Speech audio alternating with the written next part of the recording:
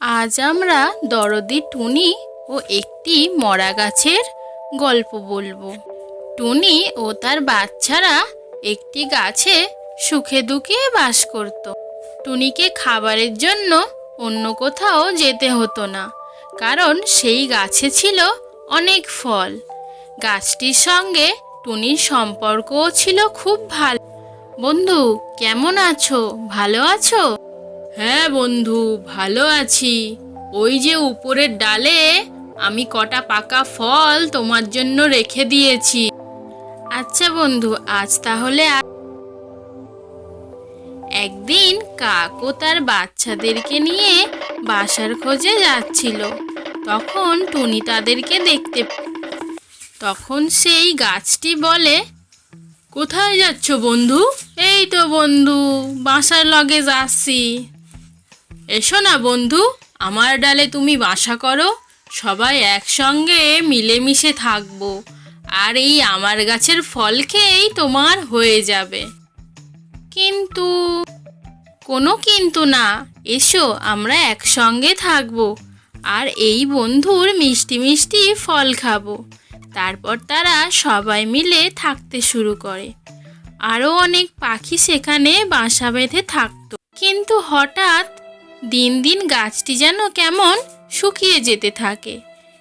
তখন এক এক করে সবাই সেই গাছটি ত্যাগ করে চলে যায়। তখন টুনি একদিন গাছটিকে বলে, তোমার কি হয়েছে বন্ধু? দিন দিন যেন কেমন হয়ে যাচ্ছ। জানি না বন্ধু, আমার কদিন ধরে শরীরটা একটুও ভালো নেই, বুঝতেও তো পারছি না কি করব। দিনের পর দিন তাদের খাবারেরও অভাব দেখা দেয়। তখন টুনির ছানারা বলে, চলো না মা, আমরা অন্য কোথাও চলে যাই। কিন্তু এভাবে কতদিন থাকবো বলো, না খেয়ে? কিন্তু সেটা কি উচিত হবে রে? এতদিন তো এখানে রইলাম, আজ এই গাছ বন্ধুটার শরীর খারাপ বলে আমরা তাকে ছেড়ে দিয়ে চলে যাব?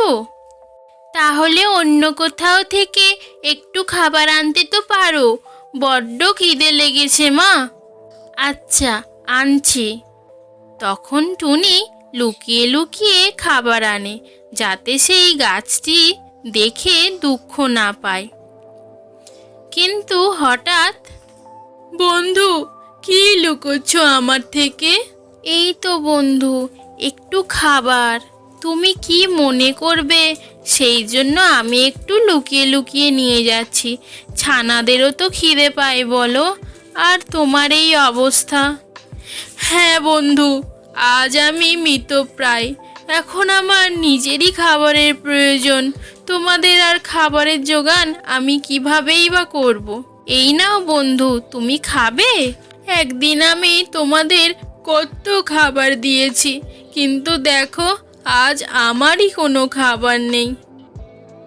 আজ আসি বন্ধু, আবার অন্যদিন কেমনে দেখা হইব। কিন্তু তুমি কোথায় যাচ্ছ বন্ধু? দেখি কোথায় কেমনে থাকা যায় বানসাটা বেঁধে। ছানাগুলোরেও তো ঠিকঠাক রাখতে হইব নাকি?